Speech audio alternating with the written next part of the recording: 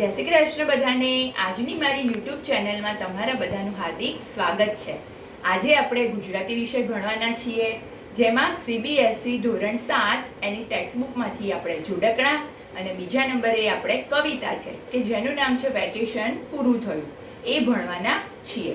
તો તમને પણ મારી સાથે ભણવાની ખૂબ મજા આવશે. તો લેટ્સ ગો. જોડકણા.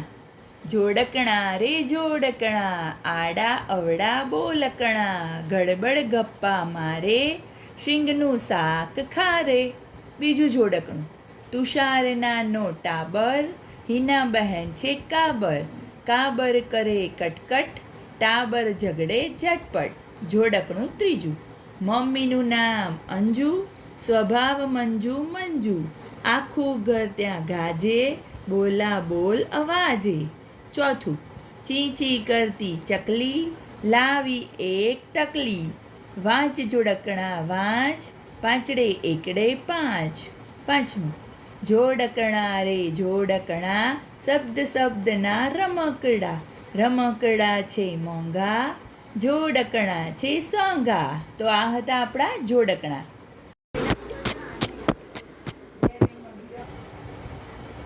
કવિતા 1. વેકેશન પૂરું થયું. વેકેશન તો પૂરું થયું ને શાળા ગઈ છે ખુલી, નવા ચોપડા નવા દફતર ખભે રહ્યા છે ઝૂલી, અઘરા પાઠ અઘરા દાખલા ધ્યાન દઈને ગણીએ, દિવસો રમવાના પૂરા થયા સાથે બેસી ભણીએ, પાછળનું પણ કરીએ યાદ ગયા હોય એ ભૂલી, નવા ચોપડા નવા દફતર ખભે રહ્યા છે ઝૂલી, નવા મિત્રો નવા શિક્ષક નવા નવા છે પાઠ, સાદું જીવીએ સારું ભણીએ છોડી ખોટા ઠાઠ, અલ્પા જલ્પા રુચિર ભણવા આવે છે અહીં ઝૂલી, વેકેશન તો પૂરું થયું ને શાળા ગઈ છે ખુલી. હવે આ કવિતા જે હતી એના કવિ છે, એમનું નામ છે ફિલિપ ક્લાર્ક. હવે હું એને તમને એક્સપ્લેન કરું છું. વેકેશન જે હતું એ આપણું પૂરું થઈ ગયું અને બધા જ બાળકોની શાળાઓ ખુલી ગઈ છે. નવા નવા ચોપડા નવા નવા દફતર ખભે રહ્યા છે ઝૂલી, એટલે કે બધા જ બાળકો નવા દફતર અને નવા ચોપડા લઈને જાય છે સ્કૂલે. અઘરા પાઠ અઘરા દાખલા, એટલે સ્કૂલની અંદર આપણને જ્યારે અઘરા પાઠ લાગતા હોય તો આપણે તે ધ્યાન દઈને સમજવા જોઈએ, અને જે દાખલા હોય એને પણ આપણે ધ્યાન દઈને ગણવા જોઈએ.